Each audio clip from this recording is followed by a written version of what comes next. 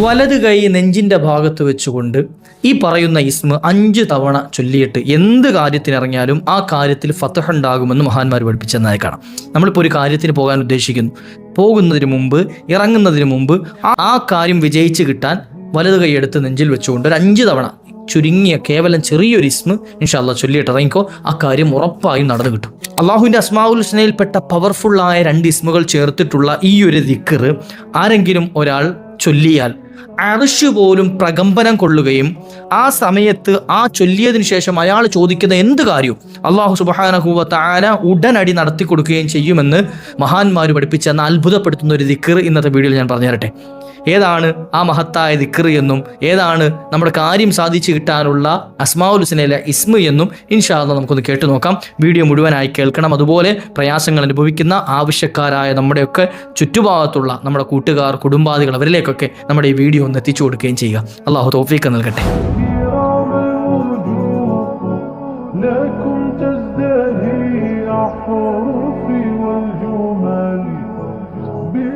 അസ്സലാമു അലൈക്കും വറഹ്മത്തുള്ളാഹി വബറകാതുഹു. ബിസ്മില്ലാഹി വൽഹംദുലില്ലാഹ്. അഊദു ബികലിമാത്തില്ലാഹി തഅമ്മാതി മിൻ കുല്ലി ശൈത്താനിൻ വഹാമ്മ വമിൻ കുല്ലി ഐനിൻ ലാം. അല്ലാഹു നമ്മെ സ്വീകരിക്കട്ടെ. എല്ലാവർക്കും റാഹത്തല്ലേ, സന്തോഷമല്ലേ?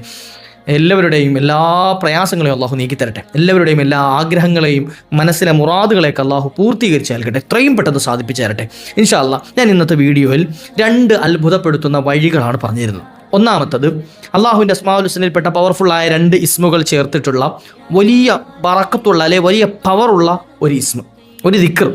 രണ്ടാമത് പറയുന്നത് നമ്മൾ എന്തെങ്കിലും കാര്യത്തിന് പുറപ്പെടുമ്പോൾ അതെന്തോ ആയിക്കൊള്ളട്ടെ, പഠനമാകട്ടെ, ജോലിയാകട്ടെ, കച്ചവടമാകട്ടെ, ബിസിനസ് ആകട്ടെ, എന്ത് കാര്യത്തിനാണെങ്കിലും ആ ഇറങ്ങുന്ന കാര്യം ഉറപ്പായി നമുക്ക് സക്സസ് ആയി കിട്ടണം, വിജയിച്ച് കിട്ടണം എന്നാഗ്രഹിക്കുന്നുണ്ടെങ്കിൽ അവർക്ക് ചെയ്യാൻ പറ്റിയ ഒരു അമലും കൂടി ഇൻഷാ അല്ലാഹ് ഇന്നത്തെ വീഡിയോയിൽ നിന്ന് പറഞ്ഞുതരാം. ചുരുങ്ങിയ സമയം കൊണ്ട് നമുക്കൊന്ന് കേൾക്കാം. ആദ്യത്തെ ദിക്ർ ഞാൻ പറഞ്ഞുതരാം.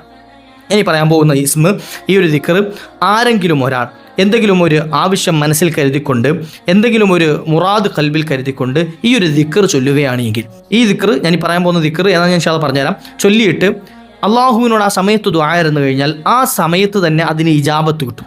ആ സമയത്ത് തന്നെ ആ ചോദിച്ചതിന് ഉത്തരം കിട്ടും, ആ കാര്യം നടന്നു കിട്ടും. ചോദിക്കേണ്ടതുപോലെ ചോദിക്കണം. അവിടെ ചില വാക്കുകൾ അങ്ങനെയാണ്. ഇപ്പം അള്ളാഹ് എന്ന ആ ഒരു ഇസ്മിന് ഒരു പവർ ഉണ്ടല്ലോ അല്ലേ? പക്ഷെ നമ്മൾ ആ അള്ളാഹ് എന്ന ഇസ്മ നമ്മൾ ചൊല്ലുമ്പോഴത്തേക്ക് എന്തെങ്കിലും മാറ്റങ്ങൾ നമുക്ക് ഫീൽ ചെയ്യുന്നുണ്ടോ? ഇല്ല. കാരണം എന്താ, ആ ചൊല്ലൽ നമ്മൾ ആ ഒരു ഹൃദയത്തിൻ്റെ അടിത്തട്ടിൽ നിന്നുള്ള ചൊല്ലലായിട്ടില്ല, നമുക്ക് കൽബിൽ ഉറച്ചുകൊണ്ടുള്ള ഒരു ചൊല്ലലായിട്ട്. എന്നാൽ ഒരു ചരിത്രം പറഞ്ഞിട്ട് നബി സല്ലല്ലാഹു അലൈഹി വസല്ലം തങ്ങളുടെ കാലഘട്ടത്തിൽ അവിടുന്ന് ഒരിക്കലും ഒരു മരച്ചുവട്ടിൽ കിടന്നുറങ്ങുന്ന സമയത്ത് ഒരു അറാബിയായ മനുഷ്യൻ വന്നിട്ട് നബി തങ്ങളുടെ വാള് വലിച്ചൂരി, അവിടുത്തെ വാള് കയ്യിൽ നിന്ന് എടുത്തിട്ട് നബി തങ്ങളുടെ കഴുത്തിലേക്ക് വെച്ചിട്ട് ചോദിച്ചു, ആരാണ് നിന്നെ ഈ വാളിൽ നിന്ന് രക്ഷപ്പെടുത്താനുള്ളത് എന്ന്. നബി സല്ലല്ലാഹു അലൈഹി വസല്ലം തങ്ങൾ എഴുന്നേറ്റിട്ട് എന്ത് പറഞ്ഞു? അല്ലാഹ്. ഒറ്റ വിളി, വേറെ ഒന്നും പറഞ്ഞില്ല. അള്ളാഹ് എന്ന് കേട്ടപ്പോഴേക്കും അയാൾ ആകെ പ്രകമ്പനം കൊള്ളും. അയാളുടെ ആ കയ്യിൽ നിന്നും ആ വാള് നിലത്തേക്ക് വീഴുകയും ചെയ്തു. നോക്ക് നിങ്ങൾ, ആ വാക്കിൻ്റെ, ആ വാചകത്തിൻ്റെ, ആ ഒരു പദത്തിൻ്റെ പവർ ആലോചിച്ച് നോക്കി. ഇതുപോലെ എത്രയോ സംഭവങ്ങൾ നമുക്ക് അങ്ങനെ കാണാൻ കഴിയും. നമുക്ക് അറിയുന്നൊരു ചരിത്രമായിട്ട് പറഞ്ഞതേ ഉള്ളൂ. ഇതുപോലെ നമ്മൾ ചൊല്ലുന്നത് പവർഫുള്ളായിട്ടാണ്, അതായത് നമ്മൾ ആത്മാർത്ഥതയോട് കൂടിയിട്ടാണ് ചൊല്ലുന്നത് എങ്കിൽ, അല്ലെങ്കിൽ ഇഖ്ലാസോട് കൂടിയിട്ടാണ് ചൊല്ലുന്നതെങ്കിൽ ഉറപ്പായിട്ടും ആ ചോദിക്കുന്ന ചോദ്യത്തിന് ഇജാബത്ത് ലഭിക്കും. ഈ ഇസ്മ, ഈ പറയാൻ പോകുന്ന ദിക്ർ ആരെങ്കിലും ഒരാൾ രാത്രിയോ പകലോ ഏതെങ്കിലും ഒരു സമയത്ത്, ഒന്നീ രാത്രി അല്ലെങ്കിൽ പകൽ ഏതെങ്കിലും സമയത്ത് 15 തവണ ഇത് നിരന്തരം ചൊല്ലുക. രാത്രിയോ പകലോ ഏതെങ്കിലും സമയത്ത് 15 തവണ ഈ ഒരു ദിക്ർ ചൊല്ലിയിട്ട് ആരെങ്കിലും ദുആ ചെയ്താൽ അല്ലാഹു സുബ്ഹാനഹു വ തആല ദുആക്ക് ഇജാബത്ത് കൊടുക്കും. ആ കൊടുക്കാനുള്ളൊരു കാരണം പറയുന്നുണ്ട്. മഹാനായ ജിബ്രീൽ അലൈഹിസ്സലാത്തു വസ്സലാം, ആ ജിബ്രീൽ അലൈഹിസ്സലാത്തു വസ്സലാമിൻ്റെ ചിറകുകളിൽ എഴുതപ്പെട്ട ദിക്റാണിത് എന്ന്. ജിബ്രീൽ അലൈഹിസ്സലാത്തു വസ്സലാമിൻ്റെ ചിറകുകളിൽ എഴുതപ്പെട്ട ദിക്റുകളുടെ കൂട്ടത്തിൽപ്പെട്ട പവർഫുള്ളായ ഒരു ദിക്റാണ്. ഈ ദിക്ർ ആരെങ്കിലും ചൊല്ലുന്ന സമയത്ത്, ഞാൻ ഈ ദിക്ർ പറഞ്ഞില്ലേ, ദിക്ർ ഏതാന്ന് പറഞ്ഞു തരട്ടെ. യാ മാലിക്കൽ മുൽക്കി യാ ദൽ ജലാലി വൽ ഇക്റാം. നോക്ക്, യാ മാലിക്കൽ മുൽക്കി യാ ദൽ ജലാലി വൽ ഇക്റാം, യാ അല്ലാഹ്. കൂട്ടത്തിൽ യാ അല്ലാഹ് ചേർത്ത് പറയാം.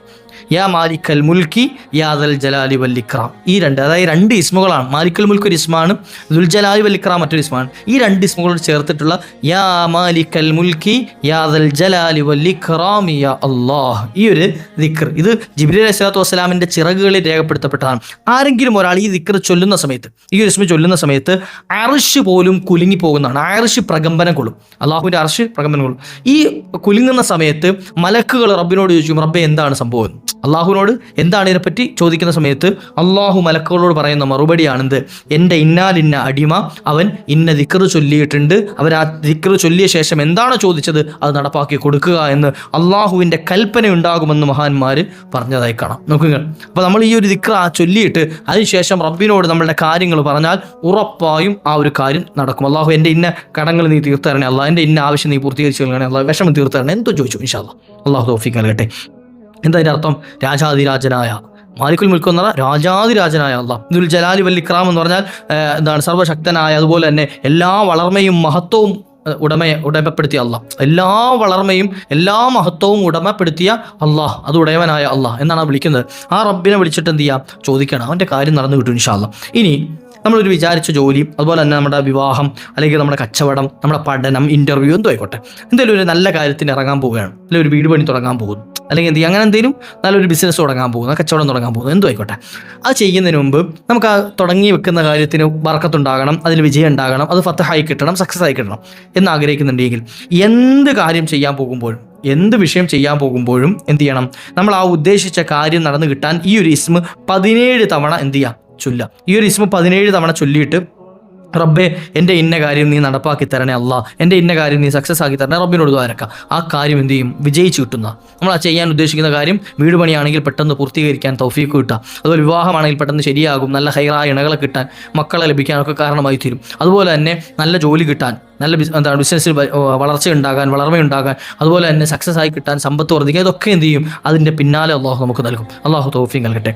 ഇനി നമ്മളൊരു കാര്യത്തിന് ഇറങ്ങാൻ പോകുമ്പോൾ, നമ്മളൊരു കാര്യത്തിൽ പറഞ്ഞതുപോലെ തന്നെ നമ്മൾ എന്തെങ്കിലും ഒരു ആവശ്യത്തിന് വേണ്ടി ഇൻ്റർവ്യൂവിനോ ജോലിക്കോ അല്ലെങ്കിൽ ബിസിനസ്സോ എന്തെങ്കിലും ഒരു കാര്യത്തിന് വേണ്ടി ഇറങ്ങുന്ന സമയത്ത് പലരും പല മെസ്സേജ് അയക്കുന്ന കൂട്ടത്തിൽ നമ്മളോട് ചോദിക്കാറുണ്ട്, സാർ ഞാൻ എൻ്റെ മകൻ ഇന്ന് ജോലിക്ക് പോവുകയാണ്, ഗൾഫിലേക്ക് പോവുകയാണ്, ദേശത്തേക്ക് പോകണം, അങ്ങനെ തുടങ്ങിയിട്ട് പല വിഷയങ്ങളും പറഞ്ഞ് എന്തെങ്കിലും ചൊല്ലാനുണ്ടോ പറയാനുണ്ടോ എന്ന് ചോദിക്കാറുണ്ട്. പക്ഷെ അത് അത്തരത്തിൽ നമ്മൾ എന്തെങ്കിലുമൊക്കെ പരിപാടിക്ക് ഇറങ്ങുന്ന സമയത്ത് നമ്മുടെ വലത് കൈ എടുത്തിട്ട് എന്ത് ചെയ്യുക? നെഞ്ചിലേക്ക് വെക്കാം. നെഞ്ചിലേക്ക് വെച്ചിട്ട് 5 തവണ ഞാൻ ഈ പറയാൻ പോകുന്ന ദിക്ർ ഇസ്മ ചൊല്ല 5 തവണ. എന്ത്?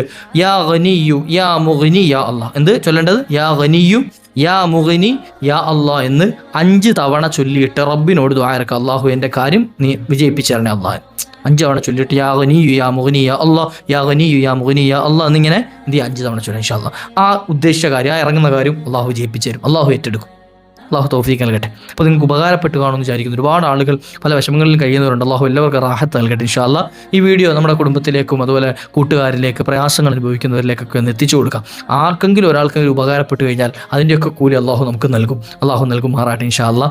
അള്ളാഹു ഇനിയും നമുക്ക് ഒരുപാട് പറയാനും കേൾക്കാനും ജീവിതത്തിൽ പതിവാക്കാനും ഒക്കെ തൗഫീഖ് നൽകി അനുഗ്രഹിക്കുമാറാട്ടെ. നിങ്ങളുടെ അഭിപ്രായങ്ങളൊക്കെ കമൻറ്റായി രേഖപ്പെടുത്തി വെക്കുക ഇൻഷാ അല്ലാഹ്. അതുപോലെ തന്നെ ദുആ വസിയത്തുകളൊക്കെ ഉണ്ടെങ്കിൽ കമൻറ്റായി അറിയിക്കാം. നമ്മുടെ മജ്‌ലിസുകളിലൊക്കെ നിങ്ങൾക്ക് വേണ്ടി ദുആ ഇറക്കും. അതുപോലെ പ്രശ്നപരിഹാരത്തിന് പലരും വിളിക്കാറുണ്ട്, വാട്സപ്പിൽ കോൺടാക്ട് ചെയ്യാറുണ്ട്. അള്ളാഹു അവർക്കൊക്കെ റാഹത്തും സന്തോഷമൊക്കെ നൽകട്ടെ ഇൻഷാ അല്ലാഹ്. വിളിച്ചിട്ട് കിട്ടിയില്ലെങ്കിൽ എൻ്റെ വാട്സപ്പ് നമ്പറിൽ ഇൻഷാ അല്ലാഹ് നിങ്ങളുടെ വോയിസ് അയക്കുകയോ മെസ്സേജ് അയക്കുകയോ ചെയ്താൽ ഇൻഷാ അല്ലാഹ് തീർച്ചയായിട്ടും റിപ്ലൈ തരുന്നതാണ്. അള്ളാഹു ഞങ്ങളെയൊക്കെ നീ റാഹത്തുള്ള സന്തോഷമുള്ള സമാധാനമുള്ള ജീവിതത്തിൽ ഉൾപ്പെടുത്തി അനുഗ്രഹിക്കണേ അല്ലാഹ്. ഇൻഷാ അല്ലാഹ് മറ്റൊരു ദിവസത്തിൽ കണ്ടുമുട്ടാം. ആഖിറു ദഅവാനാ അൽഹംദുലില്ലാഹ്. അസ്സലാമു അലൈക്കും വറഹ്മത്തുള്ളാഹി.